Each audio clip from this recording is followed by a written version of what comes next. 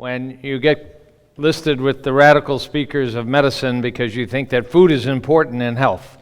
And it's an interesting comment that amongst my peers at medical schools and hospital administrators, thank you, and practitioners, they're all wonderful and good-hearted people, but it's still a battle to talk about the fact that maybe our diet, our lifestyle, our fitness is linked to the development of disease. And if you play the record forward, why can't you play the record back? Why isn't it possible to actually reverse disease once it's identified by educating, setting up programs, immersing people, and leading them to understand the critical importance? I'm going to talk predominantly about food, and it's linked to cardiology and cardiac disease, but it certainly goes for active lifestyles, managing stress, optimal sleep, and we'll talk about some of that. But as I say, it's the saddest comment is that I'm here at all because it should be so ingrained. We had, it's interesting, I'm going to go off on a tangent for a minute, but I also have a lecture next week in Tucson where I have to debate a cardiologist who believes we need to add more butter and cheese to our diet. I don't make that up. That's what he said in the New York Times 3 weeks ago. That's what he says in a new documentary. So I've had to dive deep into the literature. And until the 1950s, two things happened right after World War II, and I'll show you this. One was it started to be recognized that there were a lot of heart attacks in the United States. It wasn't really much of a medical problem before. I believe there were a few, but I believe it really did increase.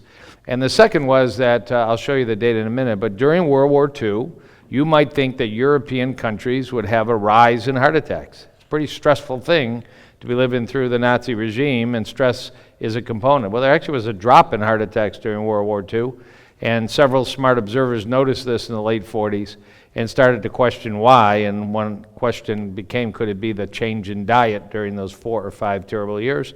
But anyways, the reason I even bring that up, because I will go over a little bit of that, is we've certainly had an inkling for 65 years that there's a critical role between what we eat and what diseases we do or don't develop. And yet, in 2016, at this wonderful gathering and conference, it's still a cutting-edge talk to present you the data I'm going to present you. So I hope this talk isn't needed next year or the year after, because there's greater recognition, but I just don't see that coming fast enough.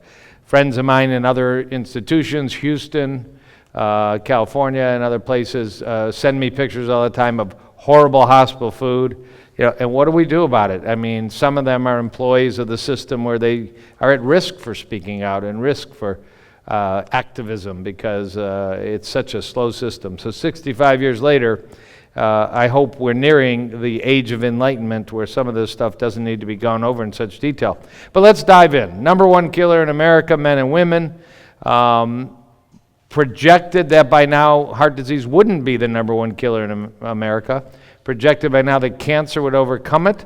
But it's like a race, horse race, and heart disease keeps staying just ahead of cancer because it's not dropping anymore. Heart disease was dropping in the last 25 years. It's plateauing. It may even be creeping up a bit.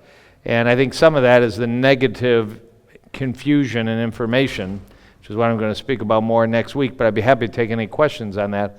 That's coming out and confusing the public, and we're kind of going backwards in a consistent message about healthy eating and reducing saturated fat and reducing butter. So we've got the public confused, and I don't know if that's translating into why heart disease is still number one. I'd hate to believe that because we'd have to pin this message on 10 or 20 people, and they're probably accounting for certain people's deaths and all, which is a rather awful burden to bear.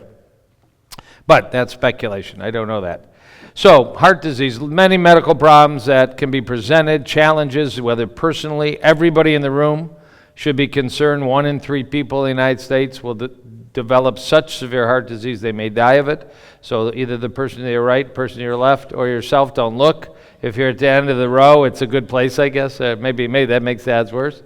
But it's really a big deal. I mean, this is a huge cost, both from an economic standpoint, but from disrupting lives and families. I have so many connections now. I wrote a book called Dead Execs Don't Get Bonuses. Crazy title because I had given a lecture to executives, and they wanted to be provoked for a short lecture. But because of that, people email me all the time. I only wish my husband or my spouse or whatever had read your book and known about strategies to detect heart disease early, which I'll show you some of.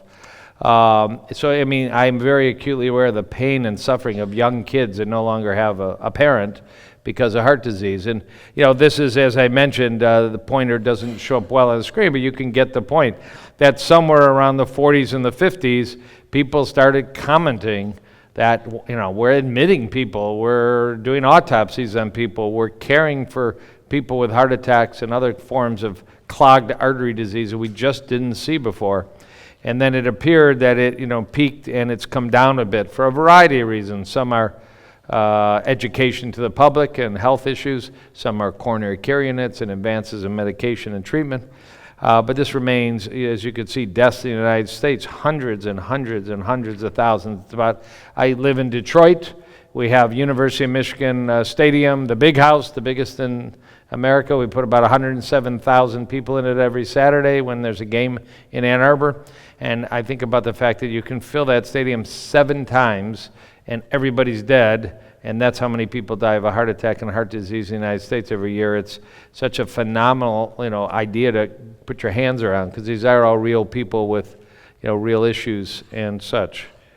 So the enemy is a couple pathological pictures here, but we have this wonderful system, 50,000 miles of arteries through our body. Some are large, like the aorta in our chest and abdomen. Some are smaller, with many generations down to, you know, our fingertips and beyond, until they become capillaries, and then they change into veins. They're dynamic. There's a lining called your endothelium, which you want to keep very healthy through healthy eating and lifestyle and avoiding smoking. And there's clear data that high saturated fat diets damage your endothelium. Processed foods damage your lining of your arteries, called your endothelium. This endothelium, if you were to rip it all out, because nobody thinks about this, it would cover 8 tennis courts. So you got 50,000 miles of arteries, but 8 tennis courts of this special wallpaper lining that, if it's in good shape, it makes nitric oxide. And I was also of the group calling it nitrous oxide. I thought it would make you laugh, but it's nitric oxide. It's incredible gas that your body will make when you take good care of it, avoid toxins, eat well, sleep well, don't smoke, watch air quality. Excuse me. But you can see here the consequences of pathology. It could be genetics. There are people that have genetically high cholesterol. Maybe we used to say 1 in 500. Looks like it's more like 1 in 250 lately, but that means 249 out of 250 people don't have a clear-cut genetic cause for arteries to get progressively clogged. It was actually in 1913, a little history, a Russian researcher named Anichkov looked at this for the first time as coronary artery disease and clogged arteries becoming more frequent. And he looked in there and he said, it's cholesterol. It looks a lot like butter. It looks a lot like margarine, but it's cholesterol. And that observation in 1913 was followed by some experiments where he took rabbits, fed them high saturated fat diets like butter, and the rabbits created these plaques. So we've known, again, for more than 100 years that diet, some of you may accept that, some of you may challenge it, but certain diets raise your cholesterol, high cholesterol in the blood. We know this for sure from the genetic diseases. If you are born with a genetic disorder where your cholesterol is 400, 500, or 600, you may have a heart attack at age 10. And I've cared for people like that who were just genetically disadvantaged. But most of us don't have a cholesterol 400, 500, or 600. But 300 is worse than 150 because Anichkov taught us in 1913 that the constituency of these arteries is cholesterol when they get clogged up and other components.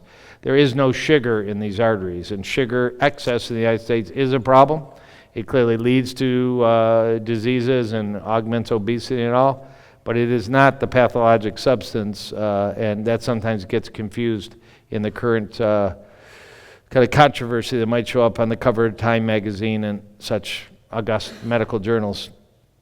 Another one that actually looks predominantly like egg yolk or butter or cheese, but it's a severely clogged artery looking a bit like a tree with rings of age, as progressively gets narrowed down. And of course, at that point, somebody may feel bad and be at risk for that suddenly clotting off, causing a heart attack or death. Well, the general feeling was, until a few very brave souls questioned this, that from birth we have clean arteries, 50,000 wonderful miles of pathways to deliver oxygen and nutrients to tissues.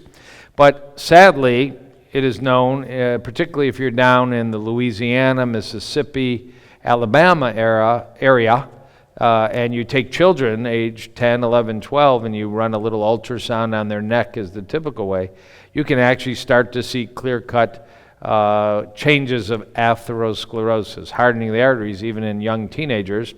We know by the time you're about 20, if you're a soldier in the Korean War, if you're a soldier in the Vietnam War and you die of trauma, and there's an autopsy, you probably got what might be called fatty streaks or other forms of atherosclerosis clearly formed, and then by middle age, it progressively narrowed, and then hopefully not, but the chance that an artery would be severely narrowed, causing a heart attack, stroke, loss of leg, and such.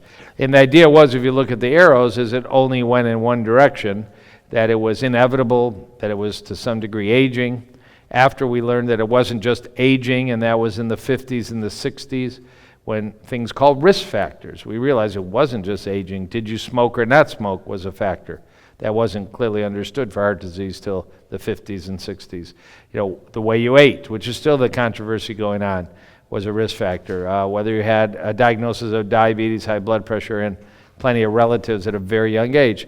So the arrow always went towards worse and worse, and that was the accepted convention, except for a few people and a few brave souls that are usually not discussed and in the standard medical world, but need to be celebrated and need to be taught because of the huge potential that we can go up the scale, not just down the scale, with this very serious condition that can rob us of our energy, rob us of our sexual ability, rob us of our ability to enjoy life, and actually take our very life.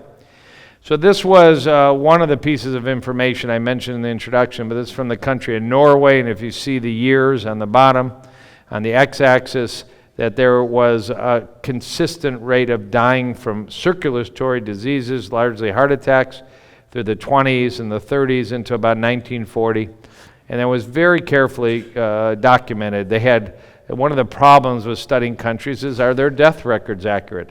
Is there even a death record system?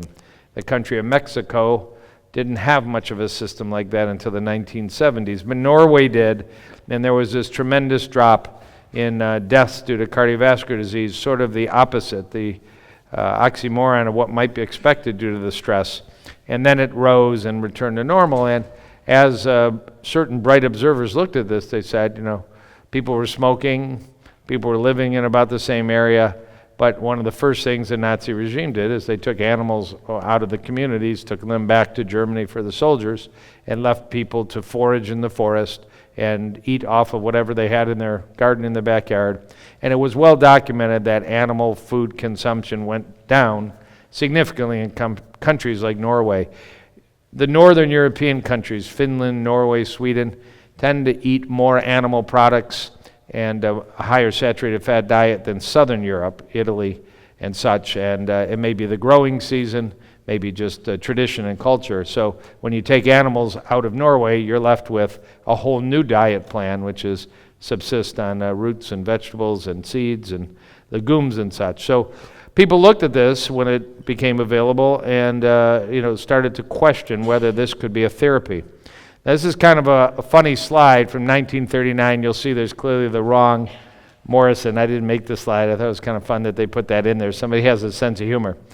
But I'm going to go through it just real quickly because these are the radicals that challenge the system to say what should be so obvious, that the way we eat can contribute to disease, and controlling the way we eat might be a pathway to resolving disease. And I'm going to go deep on a couple of these. But Walter Kempner, if you ever have the time and you're interested and you want to read some of the most bizarre medical stuff in your career, you want to read about Walter Kempner, who was a German Jew that escaped Germany just before World War II, was taken in, he was already quite a renowned researcher, was taken into Duke and established a lab doing research.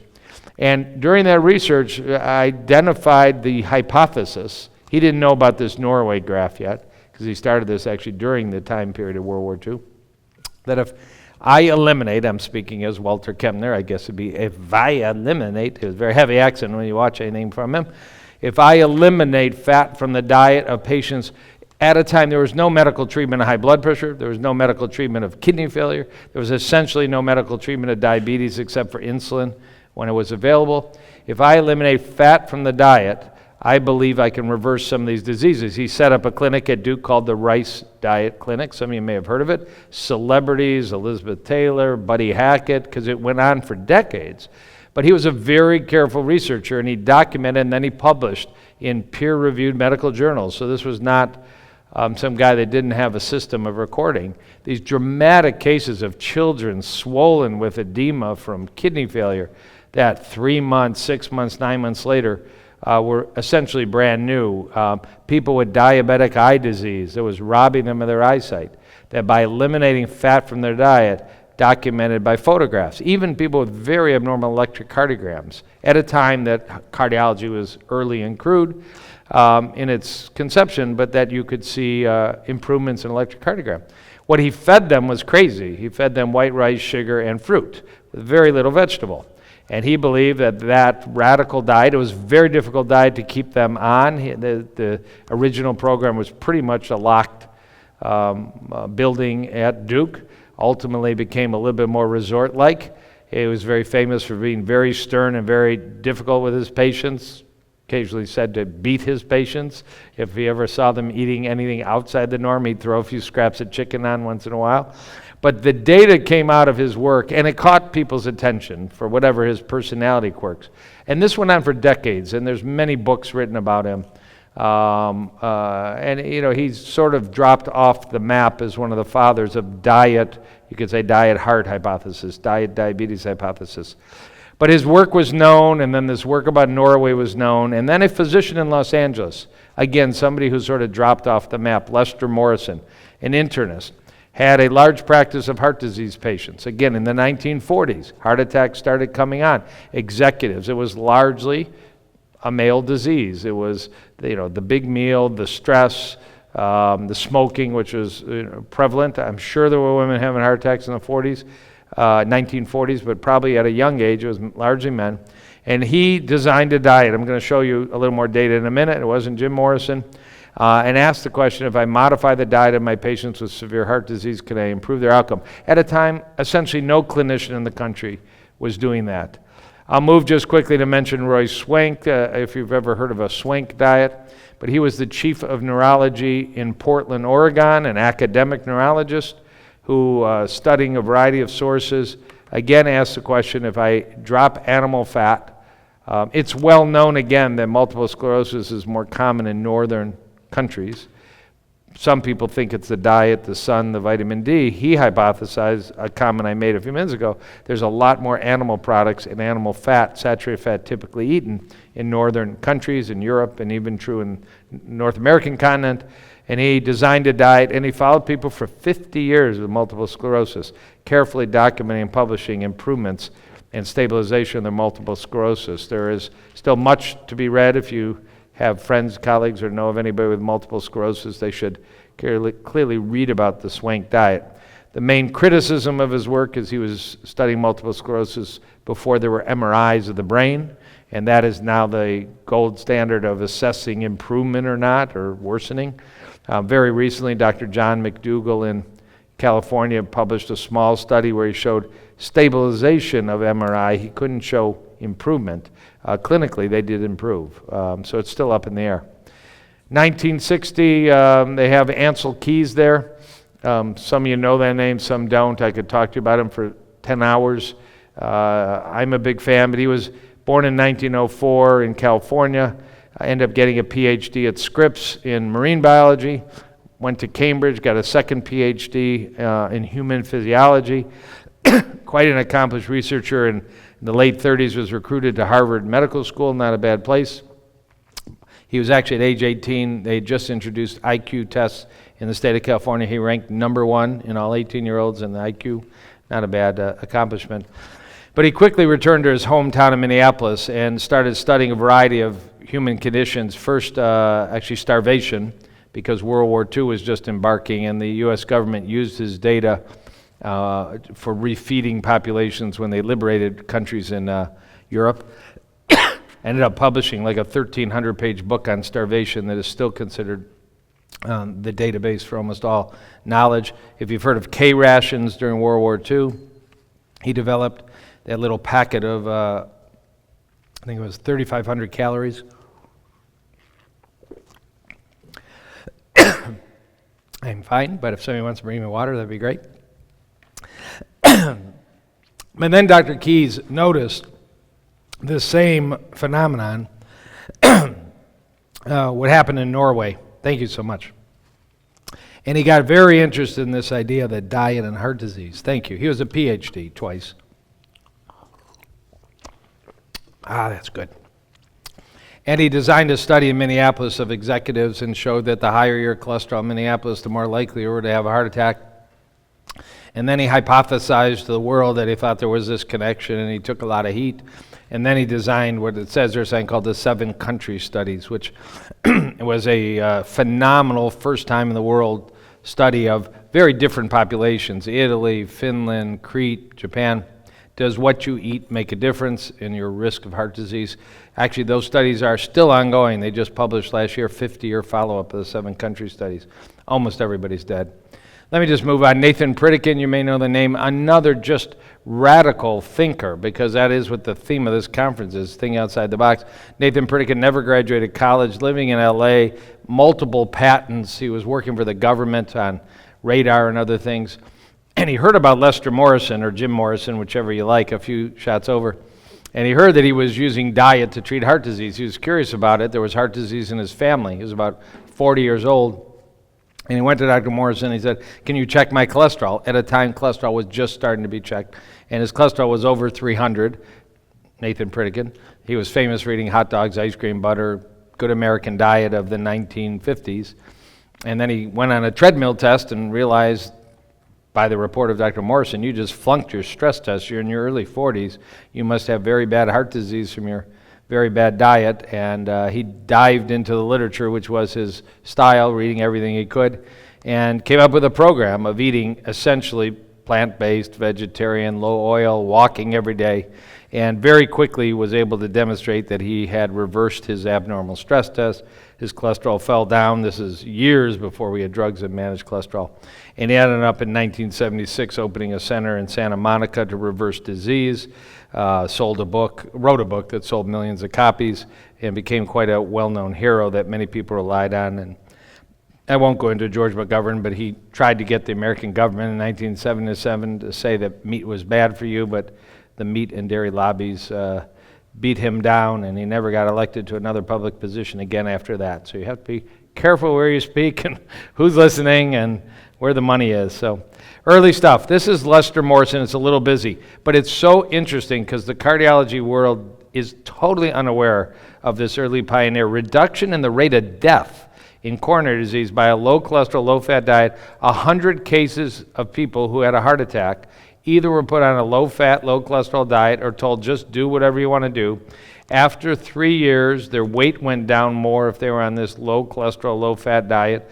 Their cholesterol fell from 300 to 220 on this low-fat, low-cholesterol diet. Again, people will say dietary cholesterol doesn't matter. You'll hear that all day long in the blogger world.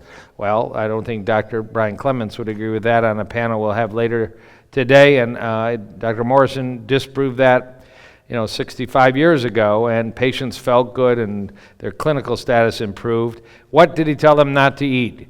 Creamy soups, liver, brain, kidney, pork, fatty meat, fatty fish, fatty roe, whole milk, whole cream, whole cheddar, egg yolk, kind of the sweets of the baked goods, waffles, cakes, muffins. It was so ahead of his time. Egg yolks, pies, frozen creams, concentrated fats. He wasn't much a fan of olive oil, but it was the whole gamut. You can't pick out the one thing here that may have helped these patients more than the others. Interestingly, if you look at the last line, olive nuts and avocados, and some people ask, why does some of the future researchers, I'll tell you about in a minute, avoid olive nuts and avocados? And it pretty much goes back Dr. Morrison. He just wanted to get as much animal and to some degree plant-based, tropical, oil-based, saturated fat out of the diet. These are the stunning results he published. Again, basically lost. We're always excited about the new data. We forget about the old data. But if you look at 12-year survival, the low-fat group in red and the control group in blue, 50% were still alive in the low-fat group. It's for a disease at the time that basically had no treatment. It's pretty remarkable. So Lester Morrison, forgotten. He lived into the 60s. He's written a few books. I've got one of them in my bag I'd like to read because he's kind of new on my radar map, but we'll give him a shout out. And then just a brief little bit on what might happen in the Pritikin program, and I'll tell you why I bring it up. But he would typically invite people with obesity, blood pressure, blood sugar, cholesterol, or heart disease problems to eat a nearly plant-based diet. There still is a Pritikin program in South Beach, Florida, as well as now around the United States. I'll mention that in a minute. It was a very low-fat diet. Very big numbers over the years. He opened this in 1976. He was very careful in accumulating the data. In just 3 weeks, cholesterol would fall by 25%, triglycerides would fall, and body weight would fall, blood sugar, blood pressure. He ended up accumulating enough data, just to bring it up to date so you're aware of this, that in 2010, the Pritikin program had so much data on heart patients who'd been through the Pritikin program and then were tracked in terms of outcome. And it was demonstrated that if a person with heart disease went through this Pritikin 3-week program, the cost of their future heart care, hospitalization, maybe bypass, maybe heart attack, maybe stent, medications, was far less than the control group that didn't attend the Pritikin program. That Medicare approved the Pritikin program as one of the 2 programs in the United States for heart disease management and reversal that exist. I'll tell you about the other one in a minute. But to this day, there's dozens of programs. You don't have to go to just South Beach, Florida. We just got our first program of this type opened in Michigan, in Ann Arbor, a Pritikin cardiac rehab program. It takes a dedicated team and physician and dietitian, maybe psychologist, to really educate a group of people on this. So it's even though it was in the 50s that Nathan Pritikin started this journey, 60 years later, it's a very viable and alive program. It's not completely plant-based. They allow a few meals a week. There may be skinless chicken and fish, but it is, as a new book came out recently, it is veganish. It's very close. That's back to the fact that, these are pressing matters because, we still are dealing with so many. And these are some ancient figures I showed you, but what can we do with all these people that isn't just another medicine, another procedure, or another fatality? So we learned an important lesson, even though we had these clues from the 40s, 50s, and 60s, that lifestyle matters. But in 1993 and again in 2000, a group of researchers asked the question, although the United States government lists heart disease as the #1 cause of death in America, that's just kind of a cubbyhole to put people in. What really causes heart disease? And as you can see on the left, your right, is that if you go to actual kind of lifestyle changes, 3 things account for almost all cases of death in the United States, and certainly death from heart disease. Smoking, poor diet, usually defined as a low or absent amount of fruits, vegetables, and whole grains, and a sedentary, physically inactive lifestyle. That these are all remediable and modifiable, and programs can be developed, and education can be made to get people to work on those 3 activities and potentially have a huge impact on the rates of death from both heart disease, cancer, diabetes, and all. So fundamental work about how important lifestyle is. Generally in heart disease, the feeling is, as of now, maybe 20% is genetic, that we can attribute to genetically inherited cholesterol disorders, clotting disorders, predisposition for blood pressure and such. But 80% is whether you smoke or not, whether you use your fork wisely or not, or whether you're physically active. We now include standing and fidgeting amongst physical activity, because there's amazing data that British women that fidget while they sit, and I encourage as many people watching to fidget right now. Fidget politely, don't fidget and annoy the person next to you. But fidgeting actually reduced mortality in British women that answered a poll 20 years ago that I fidget a lot. So pretty amazing that idea of moving your leg or getting up or having ants in your pants might actually keep you alive significantly longer. So this theme to keep going is that indeed we've got this major problem, and we have the opportunity to combine the advances in medical technology, and it has been a wonderful run. I'm a guy that's put many stents in patients' arteries, but to not educate those patients about the power of food and lifestyle, and certainly for the rest of the public, hopefully so that they don't need to end up on somebody's emergency room or cath lab table, critically important.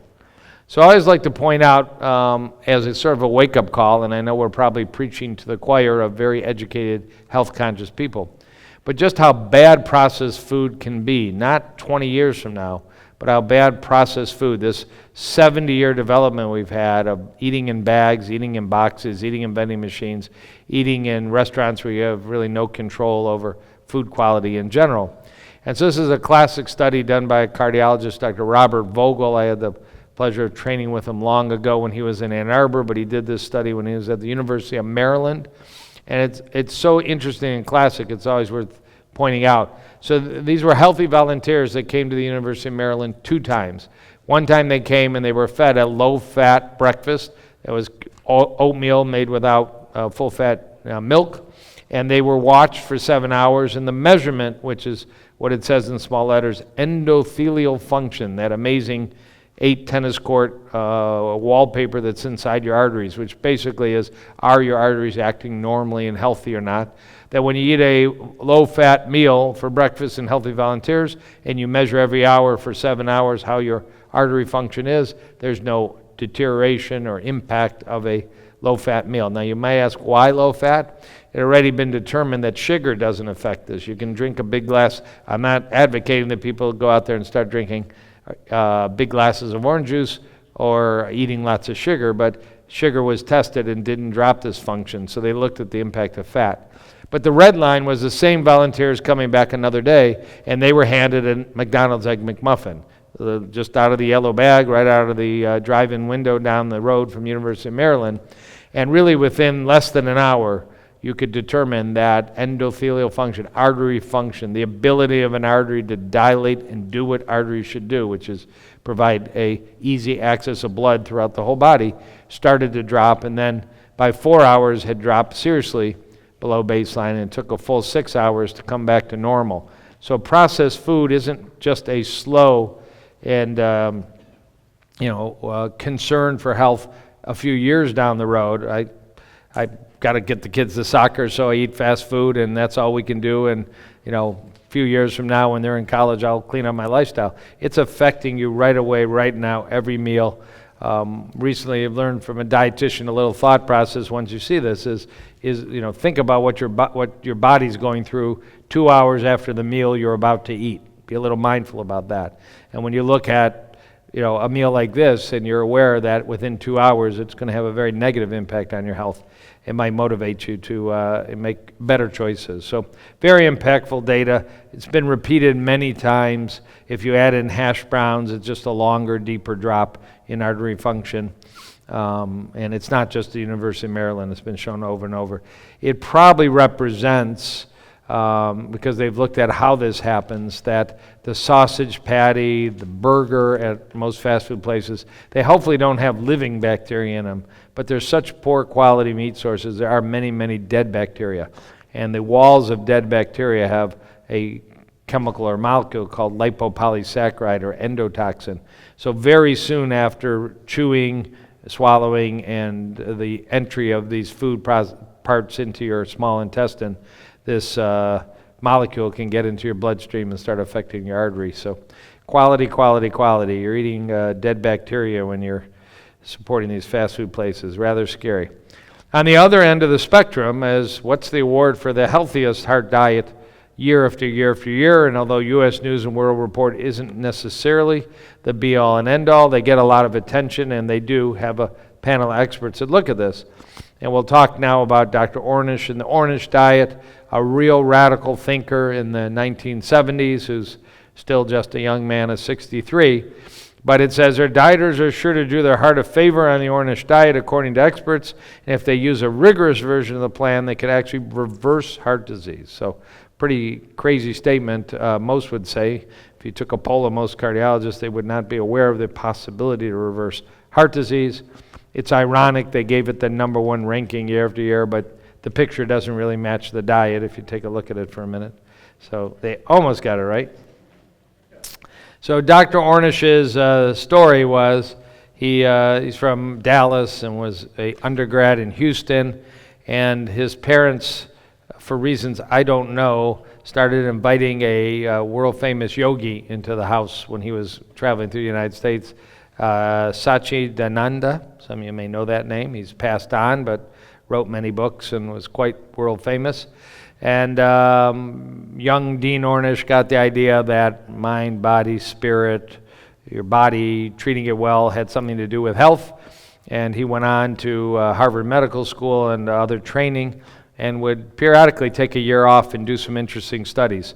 And based on his experience with Satchidananda, he created a food pyramid that was vegetables, fruits, beans, legumes, whole grains, non-fat products like cereals, pretty much a Mediterranean diet without the olive oil and without the salmon, you might say, and went to test it. If you look at what was excluded, it was a lot like Lester Morrison's study, and to answer critics that those crazy people, never focused on sugar, they only focused on fat, and they missed the boat. All these diets were naturally low in sugar and were encouraged not to have any added syrups and added sugars. You're allowed to eat a piece of fruit, for God's sakes.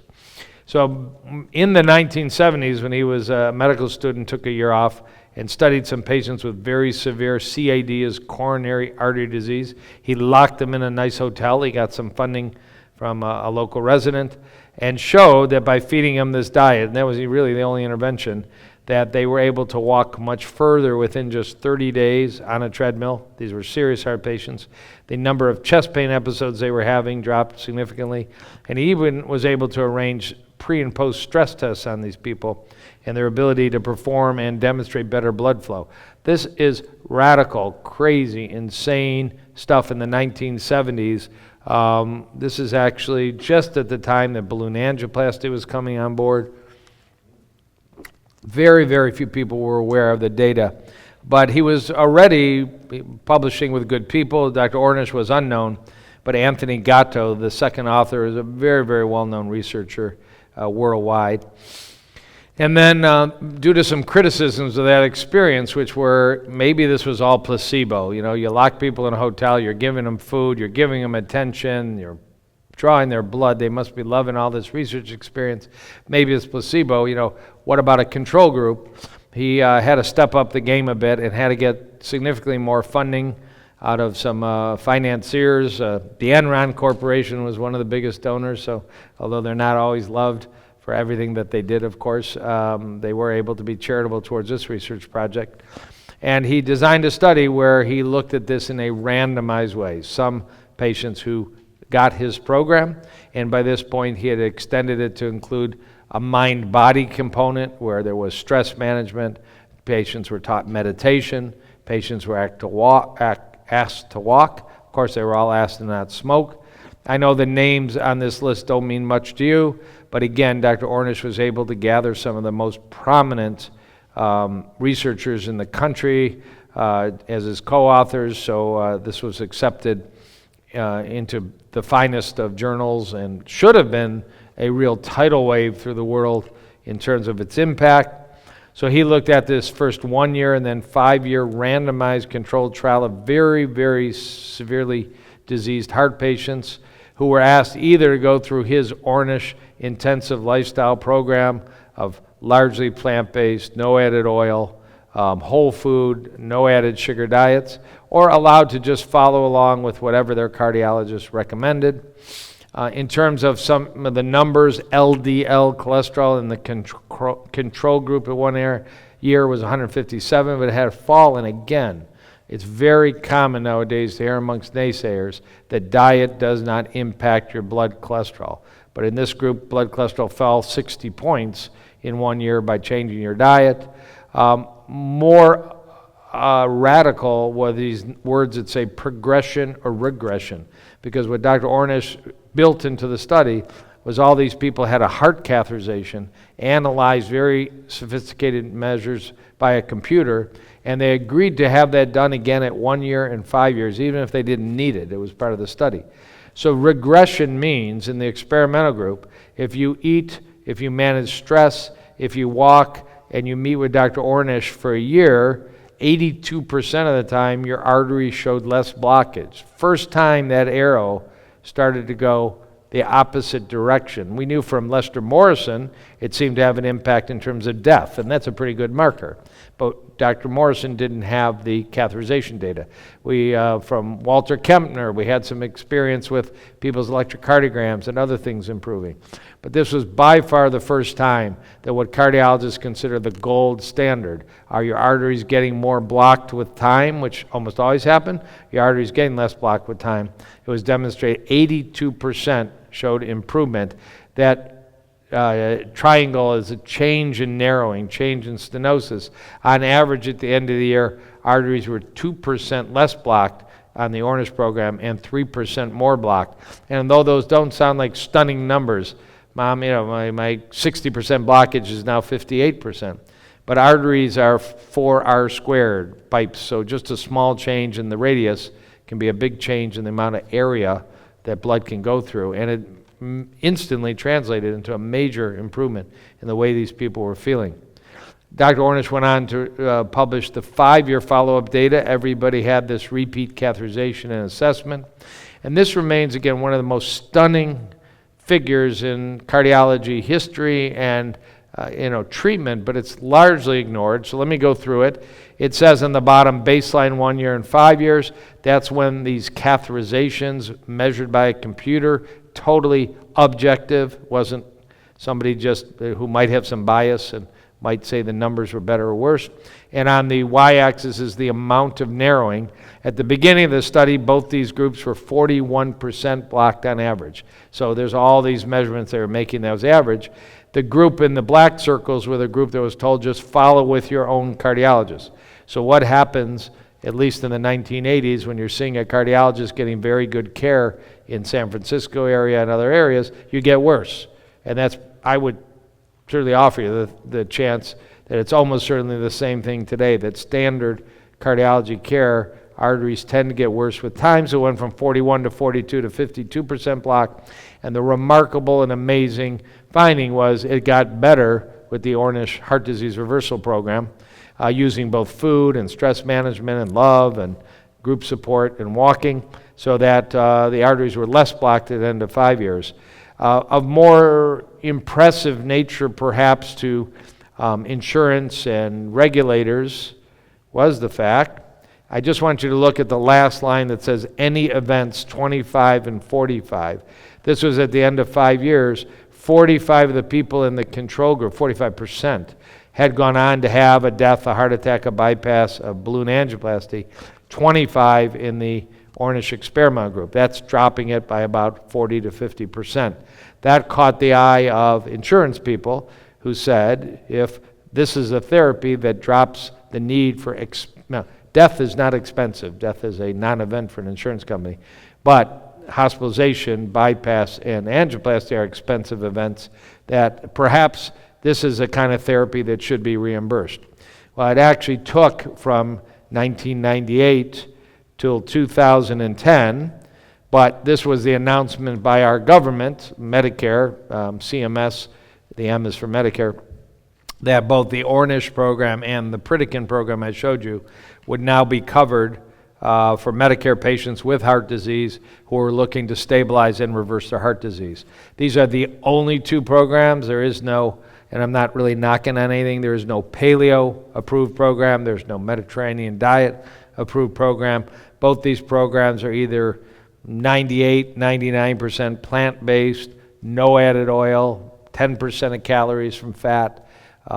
They're kind of countercultural to the covers of Time magazine and the rest that we see nowadays, but they are the only programs because the data was so large that, the things we care about, not ending up in an emergency room, not having expensive and maybe disfiguring procedures, and certainly an inkling that actual survival was improved.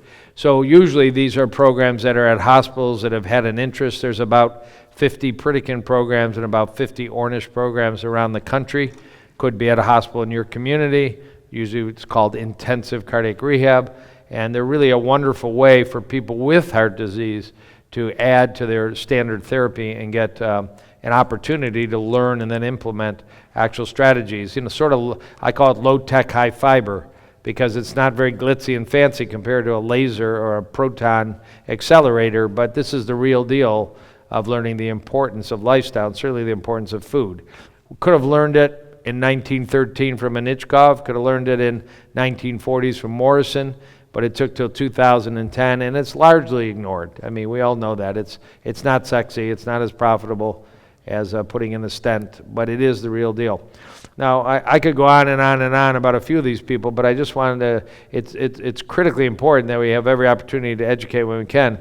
Dr. Ornish did continue to do these studies and follow up and has a research institute in Sausalito, California that's still very active. He's still a young man and very engaged in all this. But he got very interested in prostate cancer with the question, if I can reverse heart disease with a lifestyle program that emphasizes whole food, plant-based, low added oil, no added sugar kind of diets with stress management, can I actually impact cancer? So he was able to get 93Me, it's actually men, who the urologist had said, you really don't need radiation or prostatectomy right now. There are many men that are advised, well, just watch your prostate cancer. Half of them entered his program like they were heart patients. They were not heart patients, they were prostate cancer patients. And half were told, just follow up with your urologist. This stuff was done with, again, he gathered some of the best cancer scientists in the world to be his co-authors. At the end of a year, this blood measurement called the PSA went down if you stop eating dairy and meat and eggs and start eating more fruits, vegetables, grains without added oil. The PSA went up in the group that was being watched, which usually is what happened. One of the phenomenal findings was that you can actually make your blood like chemotherapy without chemotherapy, that if you take the blood of somebody eating Dr. Ornish's lifestyle program, drip it on prostate cancer cells, it has 8 times the power of killing prostate cancer cells compared to the control group. That took only 3 months, so you could radically change the ability of your immune system to actually kill prostate cancer cells. And then in a field that we now call epigenetics, one of the most interesting fields in the last dozen years, is that if you measure the activity of genes that are involved in controlling cancer, there are certain genes that promote cancer, genes that fight cancer, that within 3 months of adopting the Ornish diet, there were 48 genes that fight cancer that were shown to turn on simply by changing diet, lifestyle, stress management, and over 450 genes that are involved in promoting cancer that turned off. That, some people call it nutrigenomics, the food you eat affecting the activity of your genes, or epigenetics, that there's things even more important than your genetic structure, that your lifestyle can dictate to your genes. Your genes load the gun, your lifestyle pulls the trigger, is a common statement. And, this was done with a woman named Elizabeth Blackburn, PhD at UCSF. She went on to win the Nobel Prize in medicine. So, you just don't see, there is no other dietary plan other than this plan where this kind of impact on genetic activity has been shown. So again, I'm open to the idea that there are many healthy eating styles that may promote good health, and I'm aware that in Crete they eat a high-fat, polyunsaturated fat diet and they seem to be healthy, and in Japan they eat a non-fat diet and they're healthy. But if you want to follow the pattern of science, this is the only dietary style that has been shown to affect genetic activity in a positive way, certainly for prostate cancer. And for those of us that don't want to get old too quick, don't want to get too wrinkled, don't want to suffer some chronic debilitating diseases, Dr. Ornish went on again with Elizabeth Blackburn, now Nobel laureate, to look at activities of your telomere, length of your telomere, the tips of your chromosome that may dictate the rate at which your cells are aging. If you have long telomeres, you're probably doing better than short telomeres. And if you look at the blue bar, patients that were engaged in the Ornish lifestyle program, healthy diet, physical activity, stress management, social support, at the end of 5 years, they actually had longer telomeres than at the baseline. And that in a control group that were just followed for 5 years, the natural progression is your telomere, the tips of your chromosomes get shorter.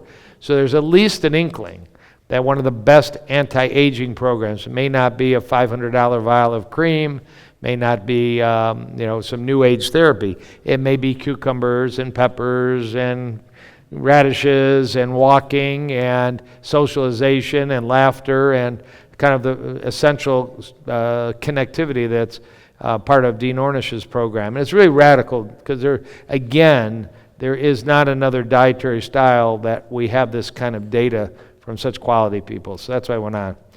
So let me move forward only out of both respect and fairness. But what if Dr. Ornish was the only one who had ever documented that coronary artery disease, number one killer in America, number one threat to people in this room right now? I'll get to that in a minute, that people listening, people in the room might assume they don't have heart disease. I would not assume that, not to be Debbie Downer. Talk to you in a minute about how you know. But if it was only Dr. Ornish that showed this, there might be some skepticism. It's California. Everything in California is odd. It's not translatable to Dakota and Ohio and other places. So in a very interesting story, I'll just tell this because it is interesting. Dr. Esselstyn, he's now 83 years old. He's a professor of surgery at the Cleveland Clinic.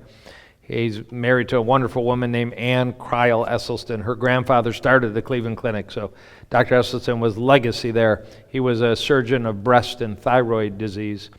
And he, for 1 year, they were redoing, this is in the early 80s, they were redoing the surgical locker room at the Cleveland Clinic. And he got thrown together with another surgeon. He had to put his gym shoes next to another surgeon's gym shoes. And that was Dr. Rene Favalero, because Dr. Esselstyn was an E, Dr. Favalero was F-A, and they just did it alphabetically.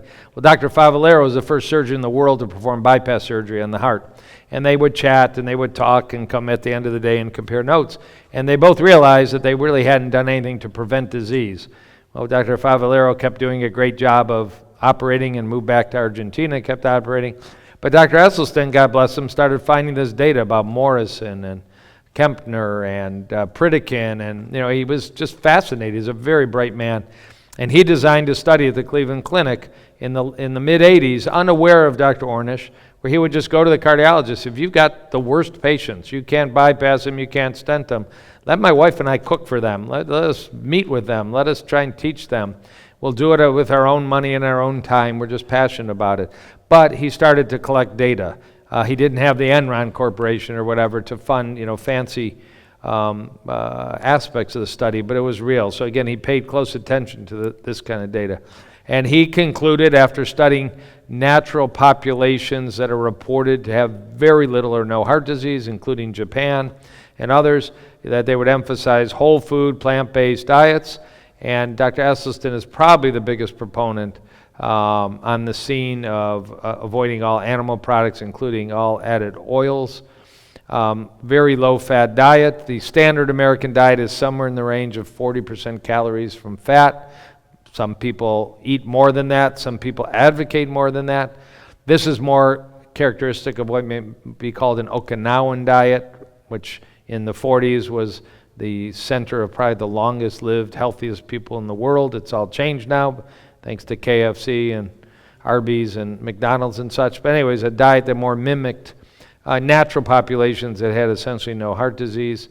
There wasn't meditation, there wasn't anything else. It was mainly a dietary program. A lot of social support. They would actually go over Dr. Esselstyn's house and they would do little cooking sessions.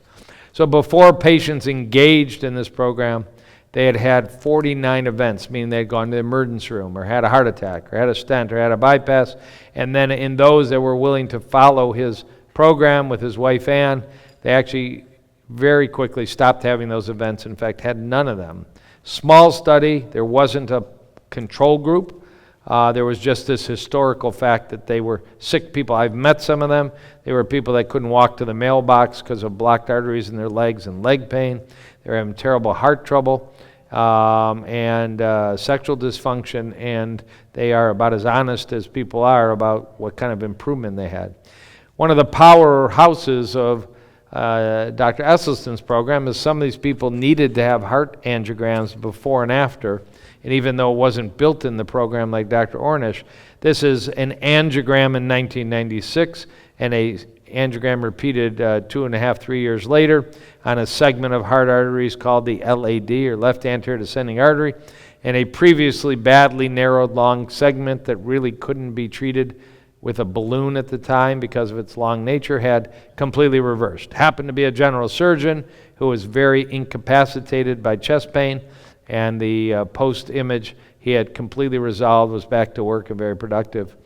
A little less obvious maybe to the untrained eye, but 1987 on a bend in an artery on your on your left, with an arrow was a narrowed artery called the right coronary artery, and 5 years later, at least from my trained eye, that looks on your right to be essentially normal. We never see this in cardiology. I mean, these pictures have been shown now thousands of times because they're so unusual, so dramatic, and it's not coincidence. When you repeat somebody's catheterization, it's either the same or it's worse.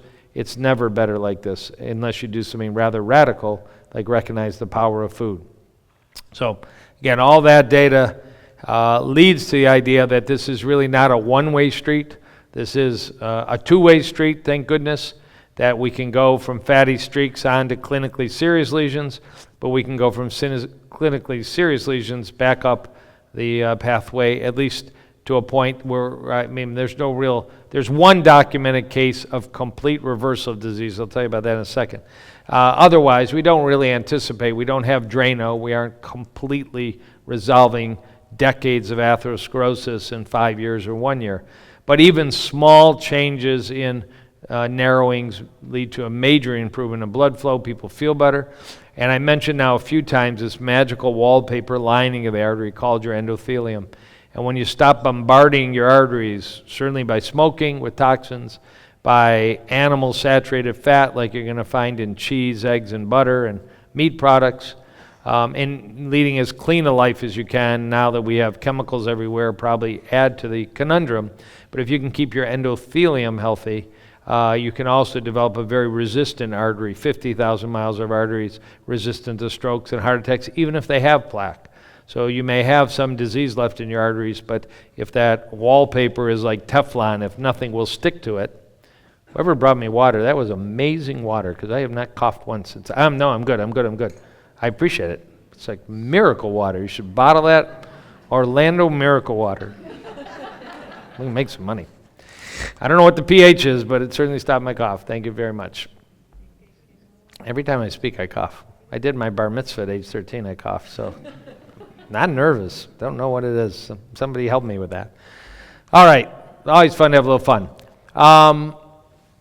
We have to have a few new heroes, and I am going to tell you, we're going to get off the food topic, but we got, this entire compendium, the biggest criticism of everything that is truly a miracle, that you can give a patient a copy of a DVD called Forks Over Knives, and they have everything they need to correct their heart disease if they'll just listen to it, enact it, maybe get a few skills, get themselves a NutriBullet and a crock pot and a few things. But that is all you need to potentially reverse decades of heart disease, many cases of adult diabetes. And again, I'm giving that documentary a plug. I have no financial ties. I didn't make it. Although I do have an article on their website this week about one of my patients who 30 days watched that video, and we repeated his blood work before and after watching that video and the changes he made. Dramatic, amazing improvements in advanced panels of his inflammation, cholesterol, and such. Very powerful and great example. But this whole compendium of the ability to take America's #1 killer, the world's #1 killer, and tame it and potentially prevent it, and for those that are suffering from it, reverse it with very low cost, very accessible lifestyle therapy, largely based on food. food that is now, very available, rice and beans, inexpensive. We still don't have that many heroes. We don't have that much data. So anytime we get more data, we got to throw it in the mix. So many people have heard of Dr. Joel Fuhrman, Eat to Live, and many other books. He's been advocating this sort of food plate, vegetables, beans, fruits, whole grains.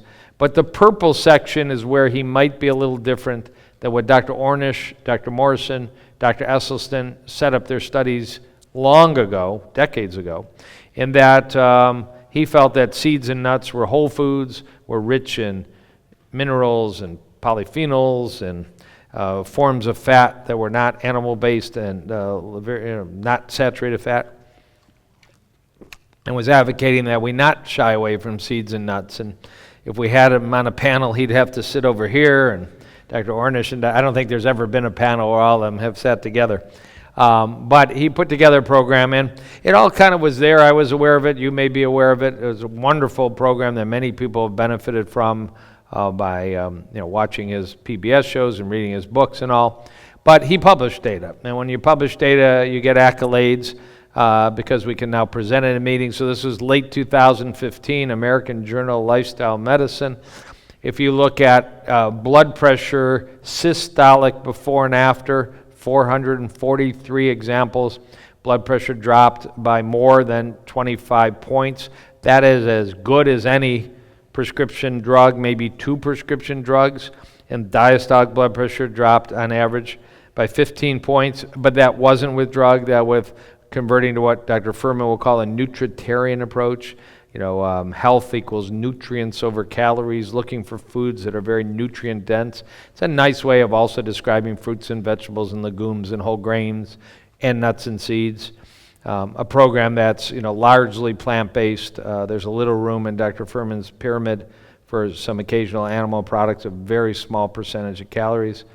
When weight loss was looked at, if you look at, over 30 would be technically a BMI over 30 are called obese, that at the end of 3 years was a 55-pound weight loss in those that were beginning the program at the highest weights, and those that would fit a definition of being overweight, BMI of 25 to 30, 310 patients.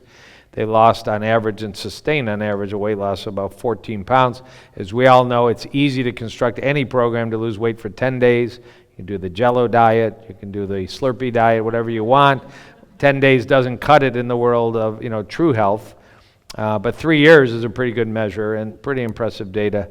And then again, LDL and cholesterol, triglycerides, before and after, no medication, falling from 171 to 128, and triglycerides falling from 205 to 126 and such. He did in this paper publish about 10 case studies of cardiac patients that seemed very similar to the kind of patients Dr. Ornish and Dr. Esselstyn were studied, people with previous bypass, a lot of disease, not a lot of options in treatment, and documented major improvements in their status. So I think we can add to the world of cardiac disease and cardiac reversal Dr. Fuhrman's slight variant on this whole theme of whole food, plant-based, low oil, low added oil, and now recognizing he seems to have swayed them. This is really minutia for anybody who follows it, but Dr. Ornish has added a small amount of nuts to his program as of this year, and it's even rumored Dr. Esselstyn has too. So the whole world's coming together in joy over all this.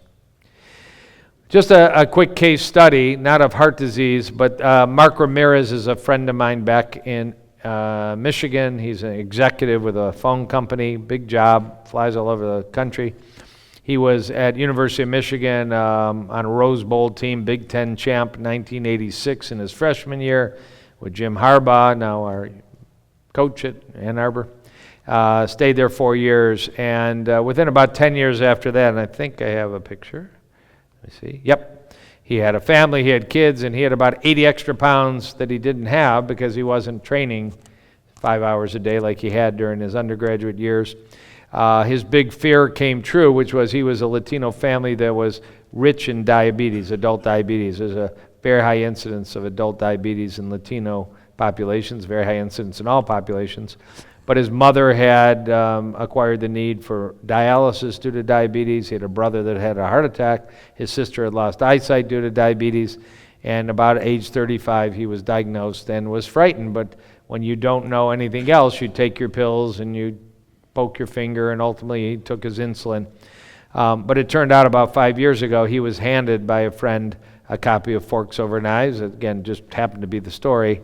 And he looked at it with his wife, Kim, and said, this is crazy. And then he found out about other programs that are science-based and published, but are available to the public, like Dr. Neil Bernard's Reversing Diabetes program, available on books and DVDs and online, and embraced it, and within 3 months was off of all medicine, and within about 6 to 12 months had dropped a significant amount of weight. That was just approaching 5 years ago. I was with him Thursday night on a TV show, and he's fired up and motivated, teaches as many people as possible that, for some, adult diabetes is modifiable. For some, it's reversible. There are ex-diabetics that will no longer suffer from neuropathy and retinopathy and kidney disease, nephropathy, and be at risk of premature coronary disease and stroke and all the rest.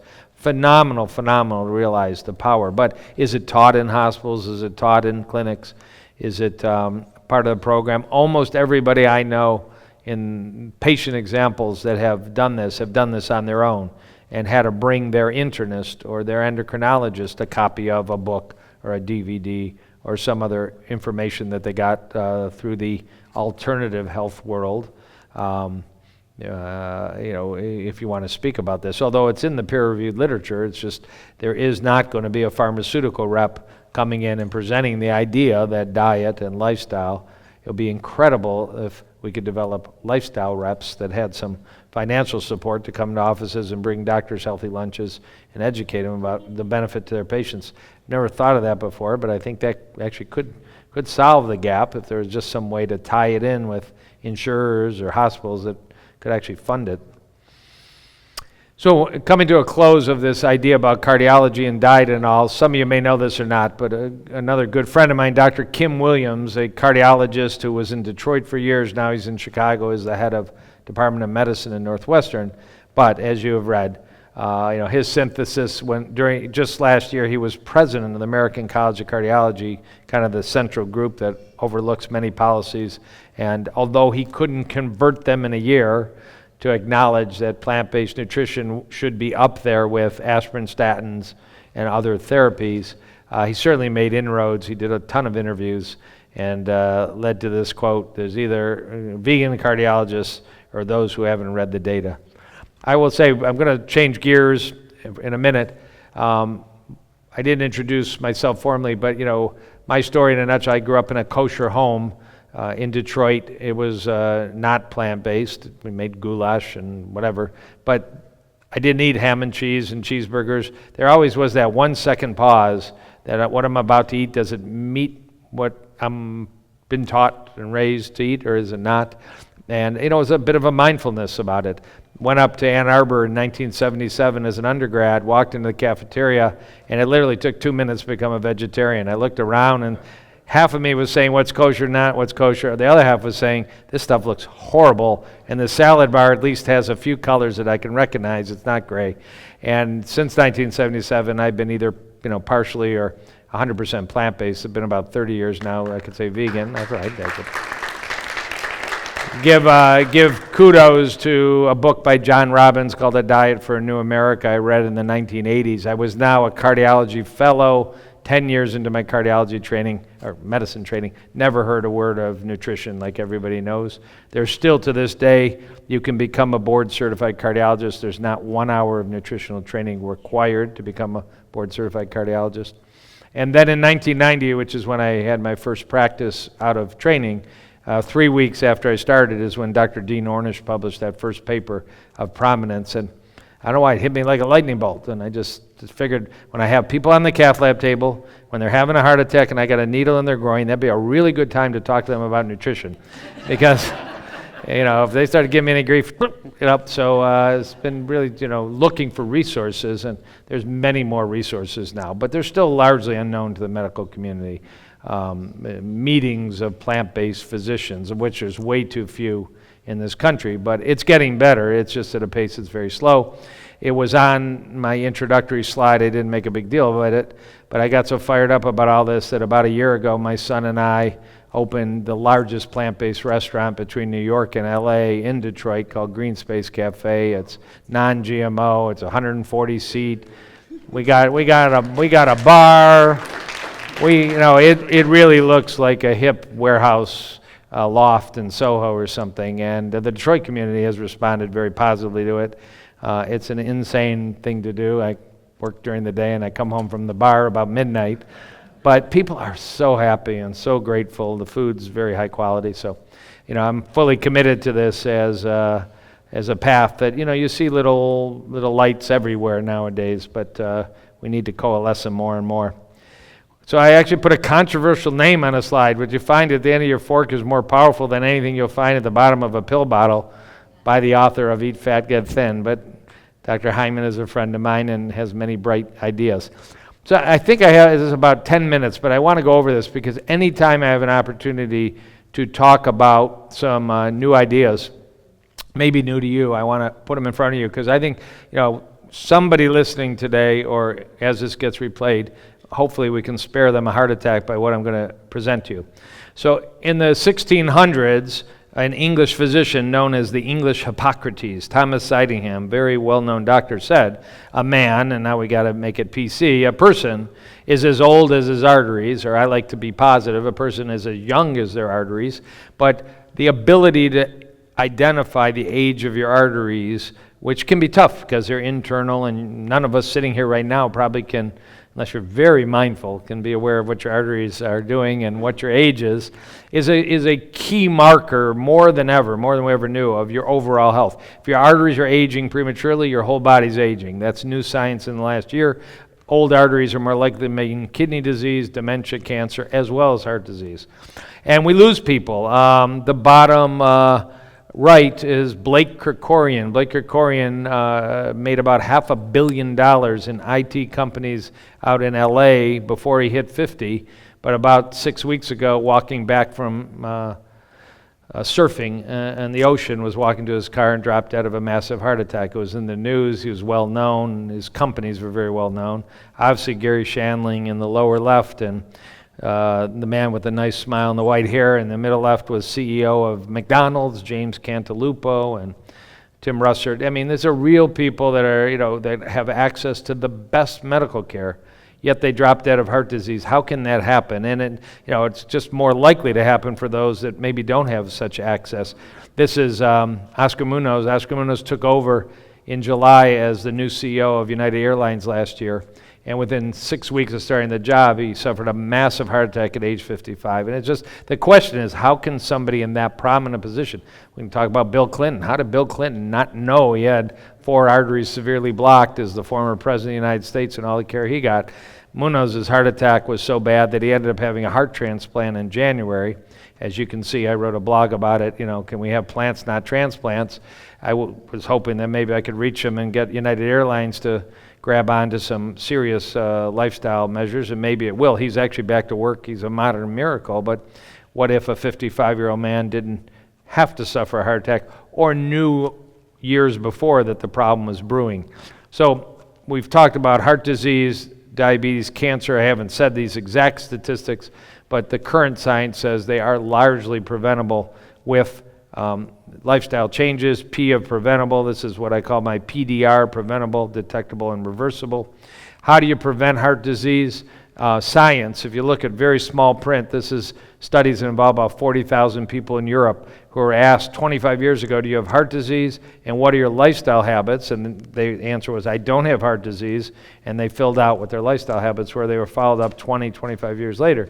Those that remained free of heart attacks answered, I don't smoke, I walk, I eat all these fruits and vegetables every day, I sleep many hours a night peacefully, and I enjoy a few alcoholic beverages a week. That one actually consistently goes on the list of preventing heart attack and extending life, whether you want to incorporate that in your life or not, but that's a guilt-free little part of heart attack proof lifestyle. 85% reduction in heart attacks in those that say, I do 5 of 5. Now, typically, the number of people that do 5 of 5 is like 3% because it's the fruit and vegetable one that is the least. In the United States, there's like 2% of Americans or less eat more than 5 servings of fruit and vegetables a day. So we got a long way to go.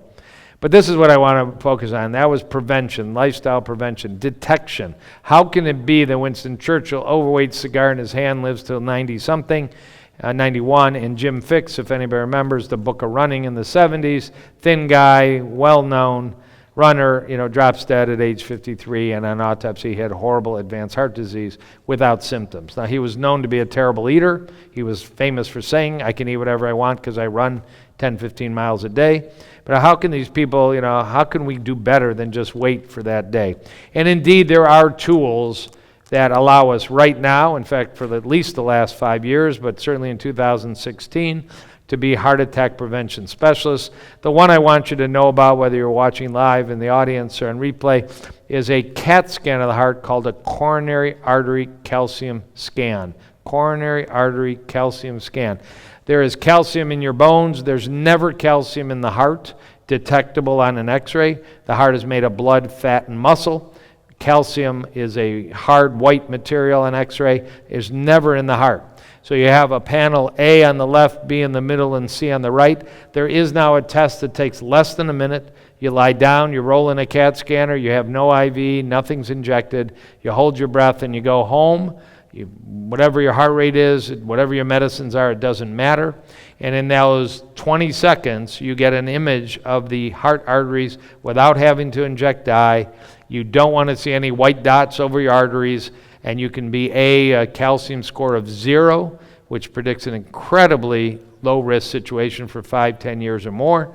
You can be the middle panel with a few white dots, meaning the arteries have plaque. You didn't know it, but now you learned it. And you can be the horrible situation on the right where you're walking around with literally arteries that are 10, 20, 30 years older and be playing tennis and be traveling the world and have no clue, but you're at extremely high risk of bad stuff happening. Now, the good news is you can also work on it if you find it. These tests have been around for more than 15 years. They used to be very expensive. In my community, it's about $100 to have this CAT scan. It's not insurance covered in Michigan. It is in Texas and a couple other states. Coronary artery calcium scan. How important is it? If you look at the yellow line, that's 10 to 12 years follow-up of people who had a coronary artery calcium score of 0. The good news, the panel that was on your left, panel A, and they're almost completely free of suffering a cardiac event like a heart attack or death. If you're the red line, your calcium score, because there's a number that can be calculated, if you've got heavy calcium and that score is over 400, you can see there's about a 25% chance over the next 10 to 12 years you're going to have a heart attack or possibly die. Would you like to know that? My argument is, if you read about what happened to Gary Shandling, he wasn't feeling good for 12 or 18 hours, called his friend who was a doctor, he was told stay home. If you knew your calcium score was 600 or 700 and you weren't feeling good, would you hightail it to the emergency room, maybe save a life? Let alone the idea that it might help you get motivated and learn how to reverse the process. No. So I'm a big advocate. If you know you have heart disease, if you've had a stent, a bypass, you definitely had a real heart attack, you don't need this test. This is for the other 95% that assume they're okay because they've seen their doctor, maybe even had a stress test, because you can pass a stress test and still have quite significant coronary artery calcification. And you probably need to do it once for $100 when you're 45 or 50. You can do it a little younger if you have diabetes or a bad cholesterol or smoking. You can do it when you're older too. So what do you do about it? Well, that's the last part. PDR, R is reversible, prevent, detect, and reverse. We've talked about Morrison and Ornish and Esselstyn and Pritikin, and they're all incredibly powerful lifestyle-based. But I will tell you there are some, I'll be just tease you with it and I'll show you. These are examples of people that had very high coronary artery calcium scores. There's a coronary artery calcium score of 2,032 that within 6 months had dropped in half using certain nutritional and vitamin and supplement-based treatments. There are ways even beyond diet to really push the envelope. And these are the kind of things I do in my clinic in Detroit, is I use plant-based diets based on all the teaching of all these heroes, but go beyond that. Infrared sauna can be part of that program, something that's used at Hippocrates Health very aggressively. There's a vitamin out there called vitamin K2 that's involved in calcification of arteries. in a large study that's shown here in the graph. The higher your blood level of vitamin K2, the lower was the amount of calcium in your aorta, and the lower was the risk of cardiac death during follow-up in this study. This just happened to be a blood test and follow-up. There's an ongoing study that's randomized vitamin K2 or placebo to really prove the point. But I'm just putting it out there. This is called the Rotterdam study, that there are therapies if you have one of those coronary calcium CT scans that can reverse it. This is another therapy called Nanobac that 58% of patients taking a certain vitamin had a drop in their calcium score within 4 months. Some of them dropped all the way back to 0, which is that great place to be. And finally, there's a word that still in traditional cardiology is illegal to say at a conference, chelation. Chelation is a kind of therapy where it was usually intravenous, where there were chemicals that were believed to remove plaque from arteries, remove what are called heavy metals like mercury and lead from arteries, largely abandoned by the standard medical community due to a lack of data, and probably should have been abandoned due to lack of data until 2012, when this large government-funded study called the TAC trial was published. If you look at the lower green line, that's a combination of chelation and high-dose vitamins given to almost 1,800 heart patients followed for 5 years, compared to, if you go to the very top, one of those blue lines, that was looking at the outcome of developing problems. There was a huge difference. If you were a diabetic who had had heart disease and you got chelation and vitamins, you had a huge advantage over getting placebo. So when the TAC trial was announced by the University of Miami, and they said chelation seems to have a power to stabilize the cardiac status of diabetics with heart disease, there was no angiograms performed, so we can't actually say it reversed their disease. It just improved the chance they were going to have a heart attack, end up in the hospital, or die. It should have had a ripple effect throughout the country. We should have had chelation centers developing, or at least a lot of discussion. But, standard medicine doesn't accept new ideas that aren't reimbursable, that aren't understood. This whole thing disappeared from public eye in about 2 or 3 weeks, until about 6 weeks ago when the University of Miami announced they got another $30 million from the government, and they're embarking on what's called TAC2, which will be a second phase of the study. I think it's going to nail it, that this is a very powerful alternative therapy of heart disease that can be incorporated with other therapies. Very novel and very exciting, actually. So I think I have just a couple last slides. How'd we go from 1984 thinking cholesterol was bad to 30 years later, celebrating butter? I just want to, again, go back to show you that diet matters. This was 302 men and women that had had a heart attack and had blocked arteries. They took their butter away, and you might say this is crazy. They took their saturated fat away. They put them on canola oil margarine, which was much lower in saturated fat, and we all cringe when we hear about vegetable oils and canola oil. But it actually dropped their risk of a heart event and death by 65% within just a very short time. The Lyon Heart Study is a very famous study. And this is what happened in, this is my own personal pet peeve, is this whole butter stuff. This is what happened in the country of Finland. In the late 60s, Finland had the highest heart attack rate in the world, and young people, 40-year-old strapping farmers in Finland, loggers in Finland, were dying like flies left and right. Literally, they had a heart attack rate higher than the United States by far. And the government got behind a project called the North Karelia Project to say, we've got to educate the public. Don't smoke, of course. Eat a fruit and vegetable, but give up butter. Do anything but eat butter. You can eat margarine or don't eat anything. Heart attack rates fell by 80% in 5 years in Finland with an education program that said decrease animal saturated fat, either substituted with vegetable polyunsaturated oils or nothing. 85% reduction in heart rate. So I make that point that if you're confused nowadays by all this stuff, you need to ask about what about the Lyon Heart Trial, what about Finland? This is my last point. If I can't get you for heart disease, there's circles there. The penile artery is 1 millimeter. The heart arteries are 3 millimeters. And if you don't eat for your heart arteries, at least the guys should be eating for their 1 to 2 millimeter penile artery, meaning if you feel lucky enough and want to eat all this crap and buy into Time magazine that butter's back, just make sure you're feeling lucky, because I don't think it's going to work out very well for you in the long run. Thank you for recommending the whole food plant-based diet and reversing heart disease, forks over knives, the China study as references. I've read all the books. It's been 2 weeks. I've never felt better. I lost 15 pounds, more energy. Although it's not my focus, I'm going to get off all my medications. These are kind of notes that patients will send you when you just open the door and let them, begin studying on their own what's available, what the data is, and they start to experience the benefits. I thank you very much. I think I'm right on time, and I appreciate your attention. Have a wonderful day.